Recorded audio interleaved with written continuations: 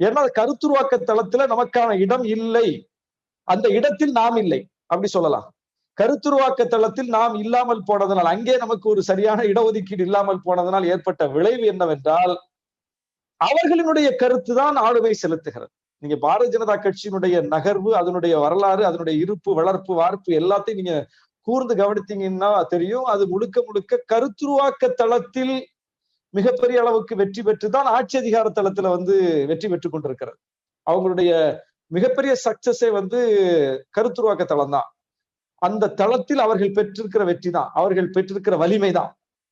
எந்த மீடியம் வளருதோ அந்த மீடியத்துல அவங்க இருப்பாங்க.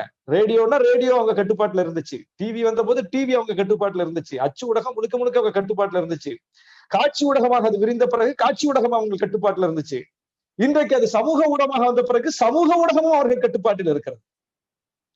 பேஸ்புக்ல இன்னைக்கு அவங்க தலைமை அதிகாரி வரைக்கும் போய் என்னென்ன பண்ணிட்டு இருக்காங்க அப்படிங்கறதெல்லாம் இன்னைக்கு செய்திகள் வந்திருக்குது, பார்க்கிறோம் நாம. அப்ப இந்த ஊடகம் எதையுமே அவங்க விட்டு வைக்கல. அது அகில இந்திய வானொலி என்று இயங்கிக் கொண்டிருந்த நேரத்துல அது அகில இந்திய வானொலியா, அது அக்ரஹாரத்து வானொலியான்னு கேட்கக்கூடிய அளவுக்கு தான் அதனுடைய அத்தனை அசைவுகளும் அந்த போக்கில தான் இருந்துச்சு.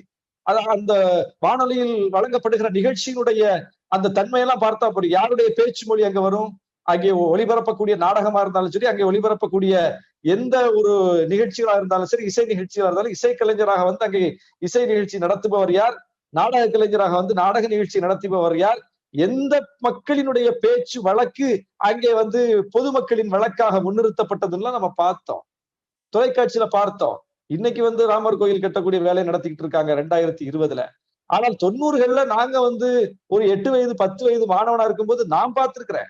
நான் ஒரு இஸ்லாமிய சூழல்ல வளர்ந்தவன், ஒரு இஸ்லாமிய கிராமத்தில் வளர்ந்தவன். இஸ்லாமிய கிராமத்துல ஒரு தெருவுக்கு ஒரு வீட்டுல அல்லது 2 வீட்டுல டிவி இருக்கும். அந்த காலத்துல தூர்தர்ஷன். அந்த தூர்தர்ஷன்ல ராமாயணம் போடுவாங்க, மகாபாரதம் போடுவாங்க. ராமாயணத்துக்கும் மகாபாரதத்துக்கும் இஸ்லாமிய குடியிருப்புக்கும் என்ன சம்பந்தம்? ஆனால் நான் தவறாமல் பார்த்திருக்கிறேன். எவ்வளவு பெரிய தாக்கத்தை அது ஏற்படுத்தி இருக்குது. நான் வாரம் மகாபாரத ராமாயணம் நான் பார்த்து வளர்ந்துருக்கிறேன். எனக்கு தெரியும் ராமாயண மகாபாரத கதை என்னன்னு. அப்ப இது எப்படி வந்துச்சு? 8 வயசுல எனக்கு எப்படி சேர்ந்துச்சு? அந்த ஊடகத்தை, அரசு ஊடகத்தை, தூர்தர்ஷன்ங்கிறது ஒரு அரசு ஊடகம், அந்த ஊடகத்தை பயன்படுத்தி கொண்டு அவர்கள் தங்களுடைய கருத்துக்களை பரப்ப ஆரம்பித்தார்கள். அது ஒரு இதிகாசத்தை, புராணத்தை ஒரு உண்மை கதை போல நம்முடைய கவனத்திற்கு கொண்டு சேர்த்தவர்கள். அதே காலகட்டத்தில் அதே தொலைக்காட்சியில திப்பு சுல்தான் வரலாற்றை டிஸ்கிளைமர் கார்டு போட்டு இது கற்பனை கதைன்னு சொல்லி அதே நிகழ்ச்சியை நாம பார்த்தோம். அந்த அளவுக்கு அவங்க ஊடகங்களை பயன்படுத்தி கருத்துருவாக்க தளத்தில் வலிமையான ஆதிக்கத்தை செலுத்தி இன்றைக்கு சமூக ஊடகம் வரைக்கும் அவங்க அதை கட்டுப்பாட்டுக்குள் வைத்திருப்பதனால் அவர்கள் வெற்றிகரமாக அதை செய்ய முடிகிறது. இது அப்படியே நம்ம நிலைமை நம்ம எடுத்து பார்த்தோம்னா, இன்னைக்கு தமிழ்நாட்டிலேயே கல்வி வளாகங்கள்ல நம்முடைய நிலைமை என்ன?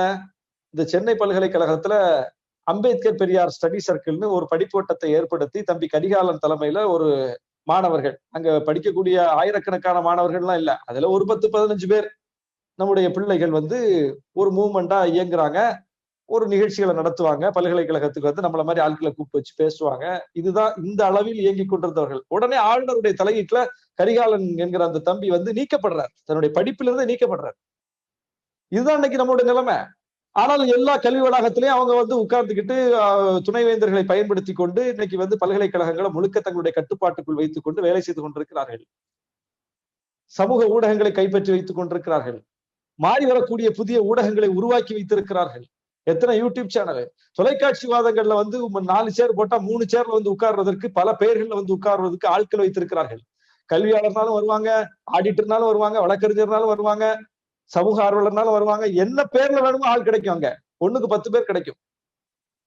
அப்படியே இந்த தரப்புல நாம பார்த்தோம்னா இங்க நாம எத்தனை பேர் இருக்கோங்கிற கேள்வி இருக்குது. இன்னைக்கு இந்த நிகழ்ச்சிக்கான அழைப்பிதழை பார்த்த உடனே ஒரு நண்பர் கமெண்ட் அடிச்சாரு, என்ன மொத்த பேரையும் ஒரு அழைப்பிதழ்ல பார்க்க முடியுது அப்படின்னு. எவ்வளவு பெரிய வேதனை! மொத்த பேரும் இருக்கும் அந்த அழைப்பிதழ்ல. திராவிட இயக்க கருத்துக்களை, பெரியாரிய கருத்துக்களை ஆழமாக இந்த சமூகத்தில் தாக்கத்தை ஏற்படுத்தக்கூடிய அளவுக்கு வலிமையாக பேசக்கூடிய மூத்த முன்னோடிகள்ல இருந்து இளைய ஆளுமைகள் வரைக்கும் ஒரு பட்டியலை போட்டு ஒரு பேப்பர்ல அச்சடிச்சு காட்டிட்டீங்க. நீங்க ஒரு துண்டறிக்கையில அச்சடிச்சு காட்டிட்டீங்க. இது மிகப்பெரிய வேதனையாக இருக்குது. அப்ப இந்த இடத்தில் நாம் இடஒதுக்கீடு உரிமையா சலுகையா என்று பேச வேண்டிய இடம் என்பது வெகுமக்கள் தளம். வெகுமக்கள் தளத்தில் போய் இந்த வரலாற்று தரவுகளை பேசக்கூடிய அளவுக்கு ஒரு சூழலை உருவாக்க வேண்டிய நெருக்கடியில் நாம் நிற்கிறோம். வரலாறை நம்ம நமக்குள்ளே பேசிக்கிட்டு இருக்கிறோம். வரலாறை வந்து நாம நமக்கே சொல்லிக்கிட்டு இருக்கிறோம். யாருக்கு சொல்ல வேண்டுமோ அவர்களுக்கு சொல்லக்கூடிய அளவுக்கு நம்முடைய களத்தை நாம் விரிவுபடுத்த வேண்டும். அப்பந்தான் வந்து இந்த வரலாறு போய் சேரும். அந்த இடத்தில் தான் இப்போது நம்முடைய ஐயா சுபவி அவர்கள் ஏற்படுத்தி இருக்கிற திராவிட பள்ளி, இது காலத்தின் தேவை. இது காலத்தின் தேவை. இது போன்று இன்னும் நிறைய முடிவுகள் நாம் எடுத்தாக வேண்டும். நிறைய ஆளுமைகளை நாம் உருவாக்க வேண்டும். இன்னைக்கு பழைய காலம் மாதிரி இல்ல. ஒரு காலத்தில் நாம சொன்னோம், இடஒதுக்கீட்டுக்கு எதிராக எழுதக்கூடிய ஊடகங்கள் அவர்களுடைய கட்டுப்பாட்டுல இருக்குது. தினமணி அவர்கள் தொடங்கி நடத்தி கொண்டிருக்கிறார்கள். தினமலர் அவங்க தொடங்கி நடத்திக்கிட்டு இருக்காங்க. இந்தியன் எக்ஸ்பிரஸ் அவங்க தொடங்கி நடத்திக்கிட்டு இருக்காங்க. விகடன் குரூப் அவங்க கையில இருக்குது. ஹிந்து குரூப் அவங்க கையில இருக்குது. அவங்க நினைச்சா அவங்க நினைச்ச கருத்துக்கள் எழுதுவாங்க. அவங்க வந்து இடஒதுக்கீட்டுக்கு எதிரான கருத்துக்களையே கொண்டிருக்கக்கூடிய ஒரு குழுமம், அதனால அவங்க அப்படித்தான் எழுதுவாங்க அப்படின்னு நாம இவ்வளவு நாளா சொல்லிட்டு இருந்தோம். இன்னைக்கு அந்த காலம் இல்லை. இன்றைக்கு ஊடகங்கள் அவரவரின் கட்டுப்பாட்டில் வந்து இருக்கக்கூடிய காலம். நாம நினைச்சா எப்படி ஐயா சுபவி அவர்கள் இன்றைக்கு திராவிடம் 100 என்று ஒரு வலைவலியை உருவாக்கி மிக வெற்றிகரமாக நடத்தி உலகத்தில் எந்த மூலையிலும் போய் கருத்துக்களை கொண்டு சேர்த்து விட முடியும் என்கிற அளவுக்கு அந்த நம்முடைய மூத்த முன்னோடியால் சாத்தியப்பட்ட விஷயம் நமக்கு சாத்தியப்படாதா? நம்ம இளைஞர்கள் தானே. அவருக்கு இருக்கக்கூடிய அந்த தொழில்நுட்ப புரிதல், அவருக்கு இருக்கக்கூடிய அந்த தொழில்நுட்பத்தின் மீதான அந்த ஈர்ப்பு நம்மை விட வயதில் இன்னொரு மடங்கு கூடியவர். அப்ப நாம இன்னும் எவ்வளவு வேகமா இன்னும் எத்தனை திராவிடம் 100 வந்திருக்க வேண்டும்? அதுக்கான தேவை இருக்கா இல்லையா? அப்ப இதுதான் நாம் செய்ய வேண்டிய மிக முக்கியமான பணி. நாம வந்து எந்த நிகழ்வை ஒருங்கிணைத்தாலும் வரலாறு பேசிட்டு கடந்து போயிடும். நான் இன்னைக்கு வந்து தலைப்புக்குள்ள பேசாம தலைப்பை தாண்டி வெளியே பேசுறதுக்கு தேவை இருக்கு. அதனால நான் சொல்லிட்டு இருக்கிறேன். இடஒதுக்கீடு உரிமையா சலுகையான்னு நம்ம பேசிக்கிட்டே தான் இருக்கிறோம். இங்க கொடுக்கப்பட்ட தலைப்பு எல்லாத்தையும் நம்ம பேசிக்கிட்டே தான் இருக்கிறோம். யார்கிட்ட பேசிக்கிட்டு இருக்கிறோங்கிறது தான் முக்கியமானது.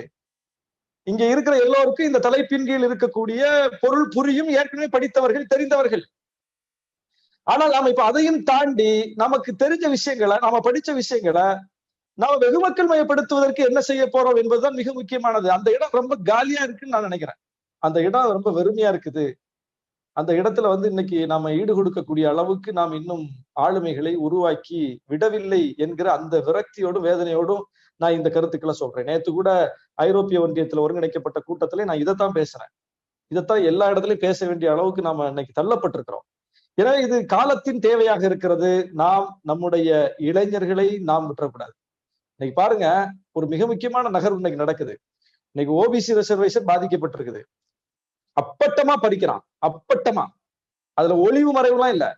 நீதிமன்றத்துல போய் நம்ம வந்து முட்டி மோதுறோம். நீதிமன்றம் 3 மாதத்திற்குள்ள இது குறித்து அரசு ஒரு முடிவு எடுக்க வேண்டும், உடனே இது குறித்து ஒரு குழுவை போடுங்கன்னு சென்னை உயர் நீதிமன்றம் வழிகாட்டுது. முதல்ல உச்ச நீதிமன்றத்துக்கு போனோம்.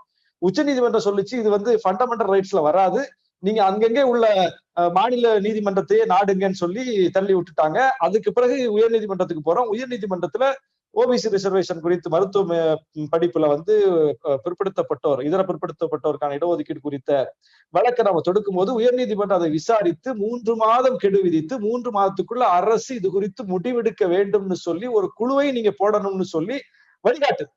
அதுக்கு பிறகு ஒரு குழுவை போடுறாங்க. குழுவை போட்டுட்டு என்ன சொல்றாங்க, இந்த வருஷம் இது ஃபாலோ பண்ண முடியாது, அட்மிஷன் வந்து இதன் அடிப்படையில் செய்ய முடியாதுன்னு ஒரு வருஷத்தை இன்னைக்கு வந்து முடிச்சுட்டாங்களா. அதே நீதிமன்றத்துல வந்து முடியாதுன்னு சொல்லி மறுக்குது இந்த அரசு, முடியாதுன்னு சொல்லி மறுக்குது. அதே மாதிரி பல் மருத்துவத்துல இன்னைக்கு அதே நிலைமை. ஒவ்வொன்னா பார்க்கிறோம். அப்ப அப்பட்டமாக இடஒதுக்கீட்டு பறிப்பு நடக்கிறது. இதை எதிர்த்து களத்திற்கு வர வேண்டியதெல்லாம் யாரு? எத்தனை சாதி சங்க அமைப்புகள் இருக்குது. இந்த சாதி சங்க அமைப்புகள் பிற்படுத்தப்பட்டவருக்கான சாதி அமைப்புகள், சாதிக்கு அமைப்பு இருக்கு, எல்லா சாதிக்கு அமைப்பு இருக்கு. எந்த சாதி அமைப்பாவது வீதிக்கு வந்து எங்களுடைய இடஒதுக்கீட்டு பறிபோகுதுன்னு களத்துக்கு வந்தாங்களா? தமிழ்நாட்டு சூழல் எவ்வளவு மோசமா போயிருக்கு பாருங்க. ஒரு சாதி அமைப்பு கூட வரல.